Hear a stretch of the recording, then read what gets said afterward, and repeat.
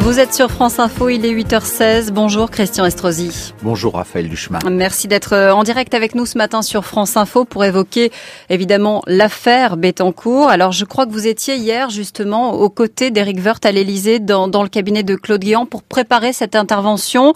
Si j'en crois ce que relate le Parisien ce matin, vous et d'autres l'avez aidé justement à préparer cette interview. Vous lui avez dit de raconter comment c'était difficile de vivre ça au quotidien. C'est ce que vous lui avez suggéré de faire ?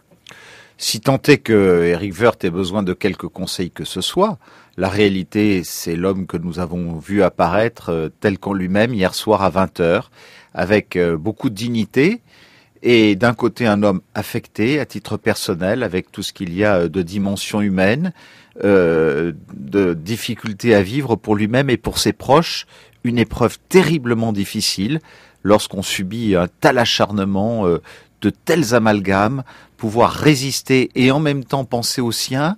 Mais en même temps, j'ai vu un ministre extrêmement solide, déterminé à aller jusqu'au bout de la mission qui lui a été confiée. Pour autant, Christian Estrosi, l'entendre répéter « je n'ai rien à me reprocher » ne fait pas une ligne de défense, vous en conviendrez. Mais je n'ai rien à me reprocher lorsqu'Éric Woerth réaffirme cela, le connaissant et connaissant son intégrité, c'est quelque part dire avec toute sa rage la réalité de ce qu'il peut ressentir.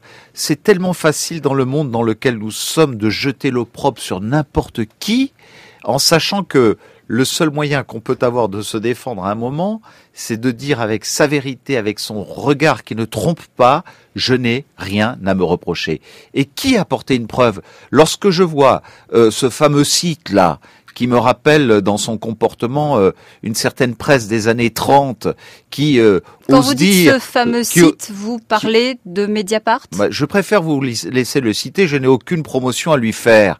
Mais un de ses responsables, monsieur Fabrice Lhomme, nous n'avons aucune preuve. Mais ça paraît plausible.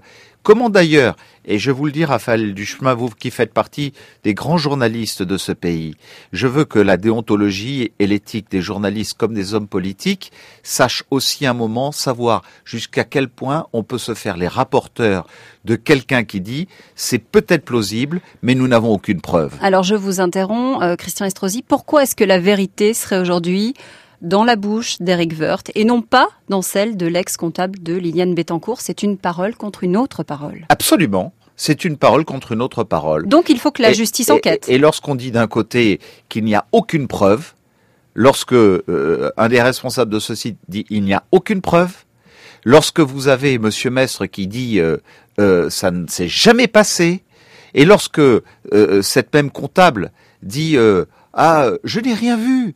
Je n'ai rien entendu. Elle dit qu'elle a entendu, derrière la porte. Derrière notamment. la porte. Elle retirait de l'argent. Elle dit avoir retiré de l'argent C'est-à-dire en que dans liquide une à plusieurs démocratie reprises. comme la nôtre, qui me semble un peu menacée quand même, qui ne fait que par ce populisme ambiant favoriser les montées de l'extrême droite, comme on l'a vu à d'autres époques de notre pays. Vous savez, les Français ont une mémoire collective qui se transmet et qui est longue.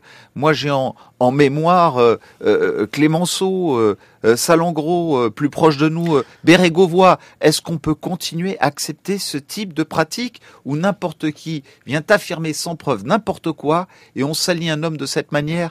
Il y a une réalité derrière tout ça. Donc il faut que la justice aille plus loin, que la justice enquête, que les choses soient clarifiées. Vous êtes d'accord là-dessus? Et d'ailleurs, est-ce qu'Éric Woerth, à un seul moment, a essayé d'entraver quelque enquête que ce soit? C'est lui-même qui les a réclamés. C'est lui-même qui demande une inspection, qui d'ailleurs a lieu en ce moment et qui va bientôt rendre ses conclusions, et que la justice vérifie un certain nombre de choses, c'est plutôt une bonne chose pour la transparence. Alors il dit effectivement, Éric Woerth, qu'il n'a jamais perçu un seul euro de manière illégale. Visiblement, le parquet de Nanterre a décidé d'ouvrir une enquête pour chercher s'il y a eu ou non financement occulte. Ça va dans le bon sens. Vous êtes favorable au gouvernement à ce que cette enquête ait lieu? C'est tant mieux, parce que plus il y aura d'enquêtes et d'enquêtes rapides, parce que ce qu'il y a de pire, c'est les enquêtes qui durent et qui sont longues. Y compris si on doit entendre Éric Woerth. Plus vite, ça permettra de démontrer qu'effectivement Éric Woerth n'a rien à se reprocher. Il faut qu'il soit entendu aujourd'hui par un juge d'instruction, Éric Woerth, dans ce dossier pour dire sa vérité. En termes de procédure, je ne rentrerai pas dans des détails dont je n'ai pas totalement la maîtrise. Mais vous pensez Mais en que tout cas, qu'il y ait nécessaire? Une inspection qui est en cours, qui va rendre ses conclusions, que quelque part on vérifie sur des comptes dont il sera démontré, parce que je garantis en tant que premier conseiller politique de l'UMP qu'Éric Woerth est un trésorier de l'UMP exemplaire. Vous savez, un trésorier, c'est là pour certifier des comptes, hein. C'est pas celui qui regarde les chèques, qui reçoit, qui est. C'est pas ça le rôle d'un trésorier. C'est une sorte d'expert au compte, de commissaire au compte dans un parti politique, rien d'autre. Et à cet égard, je m'étonne d'ailleurs que pendant les 3 ans où il était ministre du budget, que lorsqu'il était ministre de Monsieur Raffarin, Premier ministre, en même temps déjà trésorier de l'UMP, on ait attendu tout ce temps pour s'étonner qu'il cumule ces 2 fonctions, qu'on ait attendu qu'il devienne ministre du Travail. C'est-à-dire qu'il est en charge une des plus grandes réformes qui soit de cette mandature du président Nicolas Sarkozy, celle des réformes. C'est quand même étonnant. Christian Estrosi, vous n'allez pas me contredire si je vous dis que si de l'argent a été retiré de manière illégale, si de l'argent en liquide a été retiré des comptes, on ne va pas forcément Mais trouver de n'anticipez traces. pas. Et s'il n'y en a pas, vous vous rendrez compte que cette émission l'a tenue pour rien. Alors, il ne faut jamais anticiper sur des choses que l'on ne sait pas, et surtout sur des rumeurs et des amalgames et de quelqu'un qui, en plus, dit il n'y a pas de preuves. Mais quel est l'intérêt de cette personne? Sur un site qui commence par son responsable, je le redis quand même, à dire il n'y a pas de preuves. Et puis alors, vous savez, il y a quelque chose qui est terrifiant. Bon, c'est l'attitude du Parti socialiste quand même, parce qu'il faut en parler. Alors justement, on va parler politique.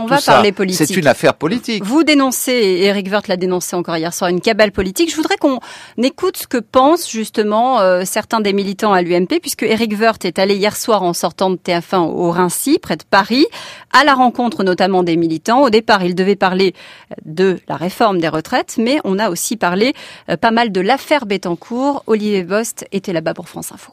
Plus question de se laisser faire. Le député maire de la ville, Éric Raoult, veut en découdre. Dans la salle municipale, devant 350 militants, il demande à Xavier Bertrand l'autorisation de pouvoir taper sur les socialistes. Depuis quelques semaines, on a pris tellement de coups qu'à un moment, il faut que vous nous lâchiez et que vous nous permettiez de répondre. Parce qu'il faudra aussi qu'on leur rappelle quand même un certain nombre de vérités.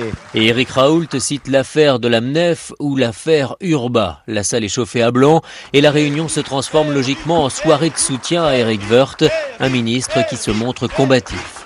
La majorité, le gouvernement, tous mes collègues, le président de la République plus que jamais, le Premier ministre, tous témoignent d'une grande solidité parce que, évidemment, je ne suis pas la seule cible. C'est au fond l'ensemble de la politique du gouvernement. C'est l'ensemble du gouvernement, c'est évidemment le président de la République qui sont visés.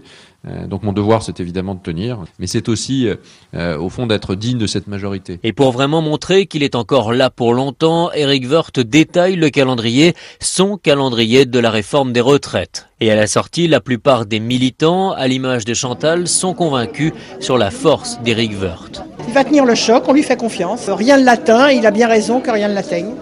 Et nous, ça ne peut que nous renforcer dans notre idée. L'idée que ce sont les médias et le Parti socialiste qui ont tout orchestré.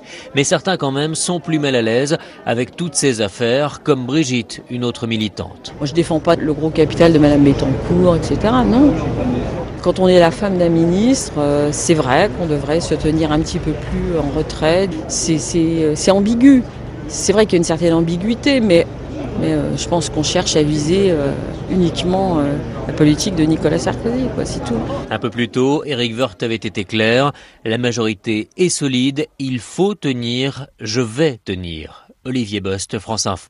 Christian Estrosi, on vient d'entendre parler d'ambiguïté dans la bouche de certains militants UMP. On entend aussi certains cadres de l'UMP dire « il faut que Nicolas Sarkozy s'exprime sur cette affaire ». Bon. C'est ce qu'il va faire ? Il le fera, et c'est à lui de choisir le calendrier, c'est ni à vous ni à moi. Mais ce que je veux dire quand même, c'est qu'on voit bien que tout cela répond à une vraie stratégie du Parti socialiste. D'ailleurs, les masques sont tombés, puisque les propos de M. Hamon, un des principaux responsables du Parti socialiste aux côtés de Mme Aubry, a dit très clairement que tout ce qu'il fallait mettre en œuvre, c'était de faire en sorte qu'Éric Woerth ne soit pas légitime pour porter la réforme des retraites. Il Tout est cela aujourd'hui démontre légitime, que ce qu'il y a toujours derrière, Éric Woerth pour porter cette retraite, cette réforme des retraites. Mais c'est justement ce que le Parti socialiste veut obtenir, qu'il ne soit plus légitime, parce que les socialistes ne veulent pas de la réforme des retraites. Le Parti socialiste qui n'a rien à proposer, qui est englué lui-même dans cette compétition et cette surenchère de déclarations entre Madame Royal et Madame Aubry dans le cadre des primaires, voudrait que nous ne respections pas notre calendrier.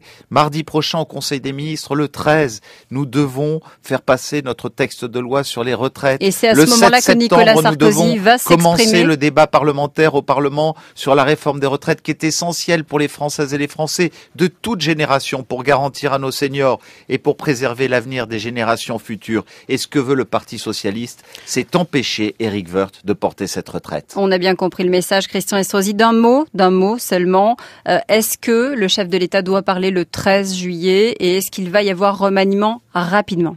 Ça n'est pas à moi de le dire. Le président a donné le calendrier pour une évolution de l'organisation gouvernementale, comme il l'a toujours fait d'ailleurs en toute transparence depuis le mois de mai 2007. Donc on sait qu'à l'automne, il envisage un certain nombre d'évolutions pour les réformes et la dernière partie du mandat. Pour le reste, le moment où il s'exprimera, c'est sa relation personnelle avec les Français. Ces échéances-là, il a toujours senti lui-même à quel moment il devait les tenir et c'est lui qui le dira le moment venu. Merci Christian Estrosi d'avoir été en direct avec nous sur France Info, 8h28.